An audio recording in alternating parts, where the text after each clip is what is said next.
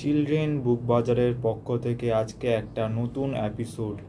আজকে আমি বলবো স্বামীজির আহ্বান। এই বইটি থেকে স্বামীজির কিছু বক্তব্য, যেগুলো স্বামীজি ছাত্রছাত্রীদের বলে গেছে। স্বামীজি তাদেরকে বলছে, এসো আমরা মানুষ হই, নিজেদের সংকীর্ণ গর্ত থেকে বেরিয়ে আসি, বেরিয়ে গিয়ে দেখি সব জাতি কেমন উন্নতির পথে চলেছে।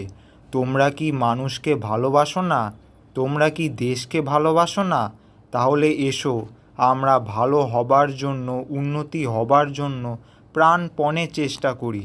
পিছনে চেয়েও না, অতি প্রিয় আত্মীয় স্বজন কাঁদুক, সামনে এগিয়ে যাও।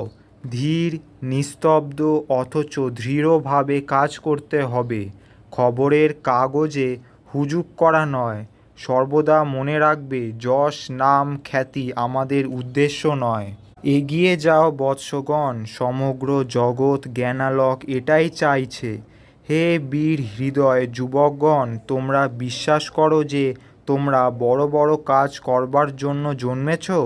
কুকুরের ঘেউ ঘেউ ডাকে ভয় পেও না, এমন কি আকাশ থেকে প্রবল বজ্রপাত হলেও ভয় পেও না। খাড়া হয়ে ওঠো, ওঠো এবং কাজ করো। তোমার মতো শত শত যুবক চাই, যারা সমাজের উপর গিয়ে মহাবেগ পড়বে এবং যেখানে যাবে সেখানেই নবজীবন ও আধ্যাত্মিক শক্তির সঞ্চার করবে।